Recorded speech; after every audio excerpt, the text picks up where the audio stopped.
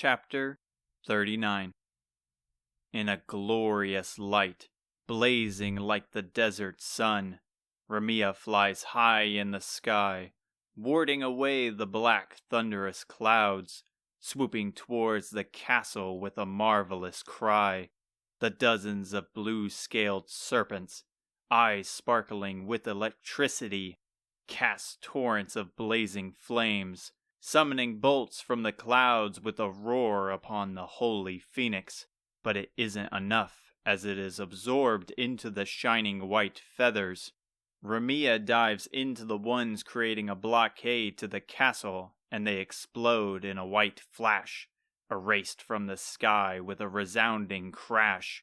Finally, Ramia cries once more, entering into the destroyed land of the castle.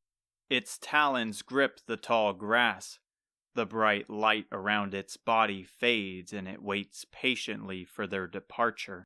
Quickly they leap off the warm comfort of its back, planting their feet on the broken stones that lead to the castle's entrance. Ramia doesn't speak, but from the soothing look of its bright blue eyes, it's easy to tell the goddess's creation wishes them well on the journey ahead.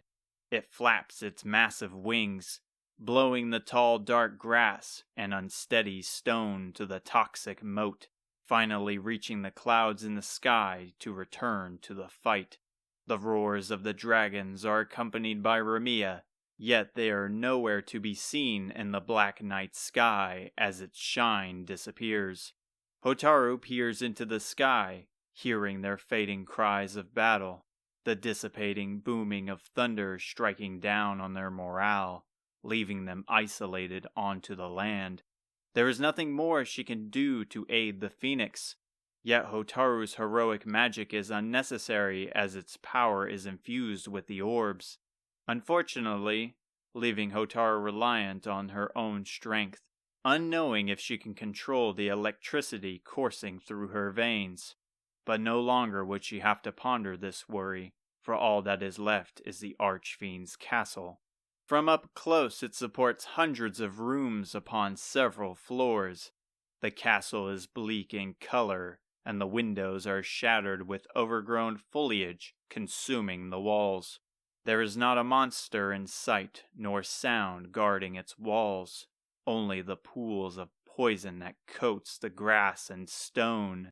Isamu, undaunted by the eerie silence, the lack of life, leads forward, stepping towards the main gate of the castle, avoiding the empty guard towers that somehow still stand on the sides.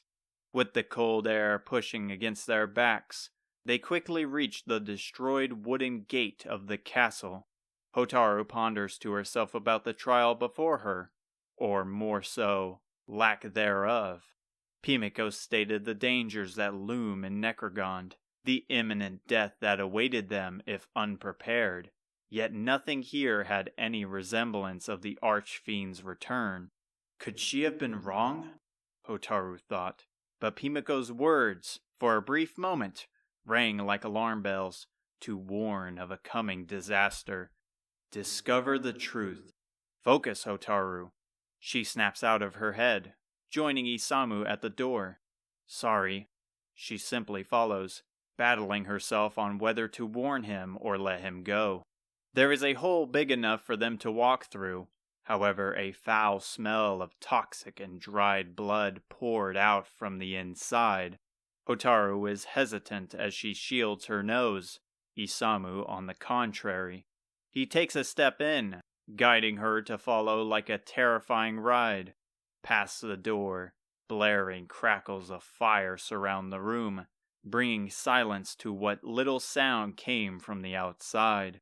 The room before them coated red with furious hot blazes of dozens of steel torches planted into the hard stone, their faces dripping with sweat. The ripped red carpet leads up to the throne circled off by a pool of black sludge, much like the castle's moat. At the throne, an ominous cackle haunts the room. Show yourself, Isamu shouted, slamming his claw into the metal torch, announcing his arrival.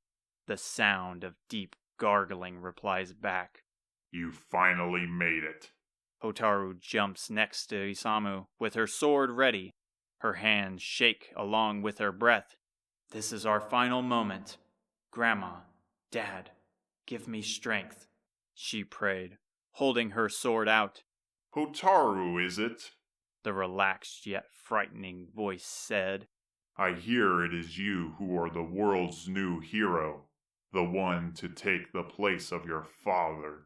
Enough of this, Baramos, Isamu yelled again, attempting to draw his attention. Show yourself now. You are quite an impatient one. However, you are irrelevant to the equation. It is the hero I seek. Once I put my claw to your throat, you will wish to have taken me more seriously. So hate is what drives you. Surely your dear grandmother would have taught you better.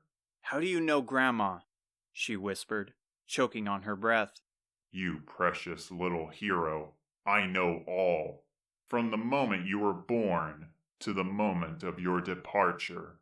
A massive shadow appears before the throne, ending with the moment of your demise. The light reveals the large figure.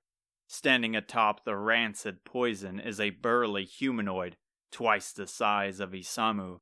His round head has a massive horn at the top and a large beak made of flesh. He wears a massive mage's robe with a purple cape. His feet have 3 talons, nails black like tar. However, only one hand similar in size is seen. She stops and stares at him. Something is wrong. One of his hands is missing, and his green robe is drenched with dried blood. A grim smile spreads upon his face. You look like you already have 1 foot in the grave, Isamu said, eyeing him down. It is foolish to assume the strength of your opponent with a simple glance. Such observations are a quick and sound way to meet your end. Something doesn't seem right, Isamu. Nothing that Grandma warned about is happening.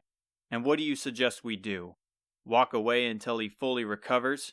He won't get the chance. She can't bring him to stop. Baramos must be taunting him, pulling him into a trap. But Hotaru can't figure it out.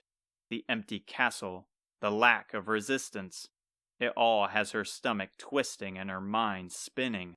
It is a fight you seek, correct? To bring peace back to your precious world. Here I patiently wait. All I ask is your confirmation. Are you ready? If you can't bring yourself to do it, Hotaru, then I will. He steps forward, claw pointed to the Archfiend's throat, just as he had threatened. Let's end this, Baramos. An evil laugh escapes his lips. He lifts his hand in the air, snapping his sharp fingers together. The sound ripples through the air, and the light disappears in an instant, leaving them in complete darkness. No longer does his haunting voice bounce around the freezing room, but instead the terrifying silence. Behind you, Isamu shouted, pushing Hotaru out of the way. Baramos belches a fierce fire, setting ablaze the torn fabrics of the ruined audience chamber.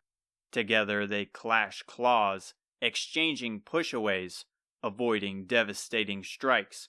The cries of war and ringing of steel and bone fill the room.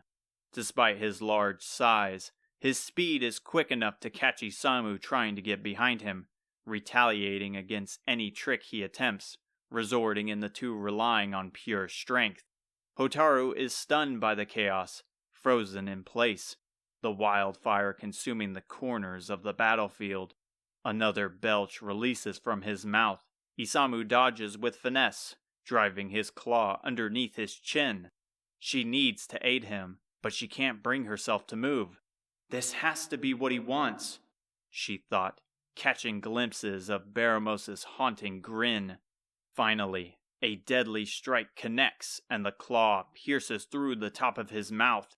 He doesn't scream in pain, but the purple fresh blood that coats Isamu's claw is enough of an indication of the damage.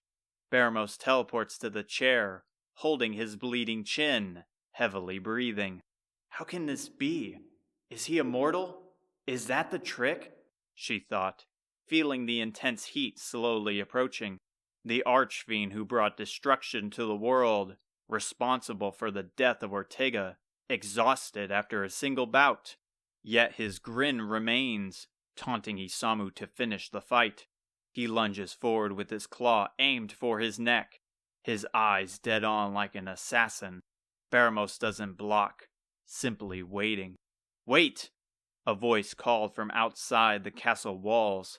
Isamu drives his claw into his neck and he falls to the floor. Two people dart into the pitch-black room. That green glow! It couldn't be. Thanks to the green luminescent light, she sees that one is a woman who darts in with the other being a man. However, the unique hair of the woman and man are enough to awaken Hotaru from her trance. Fedir and Aziza? Hotaru screamed. The earth violently shakes. The walls of the castle tumble and crash. Baramos laughs maniacally, coughing up blood with every squirm of his body. The end is upon you now. Father awaits. The demonic voice booms in the air. The echoes shake them to their core. Something of higher power has made its entrance. Baramos, my son, you have failed me once more. Please forgive me, Father.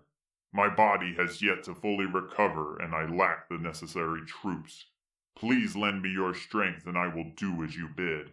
Give me a second chance. Silence! I granted you enough power and soldiers to redeem yourself, and yet you still beg. You are a fool to assume I was a leader who blunders into the same mistakes. Baramos flounders about as his voice shakes. Finally, his grim smile is gone. I never meant any of that, Father. I only wanted what was best for your kingdom. Violent thunder echoes in the castle walls, and a bolt of lightning strikes down and sets Baramos ablaze. He screams as his body burns, begging for forgiveness. His panic voice fizzles out with the fanning flames. Zoma, Fedir called out, you are the true evil behind all this, the one who brought chaos to the goddess's world. You have learned the truth of my existence. A laugh of malice screams. Listen well, weak heroes. I am Zoma, ruler of the underworld. You all have proven worthy of my acknowledgement. But now I'm afraid your efforts have been for nothing. That's what you think, Aziza snapped back. She hides something behind her cloak, soon bringing it to light. She holds high above a shimmering orb of various translucent colors, switching between the colors of the 6 orbs. A beam of light shoots to the throne and a demonic scream echoes across the room. The light fades, and left in its wake is the villain behind the voice. At the top of the throne, spread across the wall in static, is a large blue face. The monster's eyes are pure black like the depths of the ocean. Sharp, rigid, saliva-covered teeth. Finally, a bloodshot massive eye atop its head, frantically scanning them. Every blink is heard as it squishes like stepping on gunk. Zoma growls in pain. His illusion fades. The ground beneath tears open with a slit, growing larger by the second. It splits apart the castle, and like a tornado it sucks the torches, the walls, everything. They hold as tight to the remaining floor as they can. You will meet a fate worse than death for your actions. Suffer in my realm. Rot away in the underworld. Beg for your goddess as the hope leaves your eyes as I take your souls. The massive pit sucks them in, and they scream out as they plummet to the dark abyss.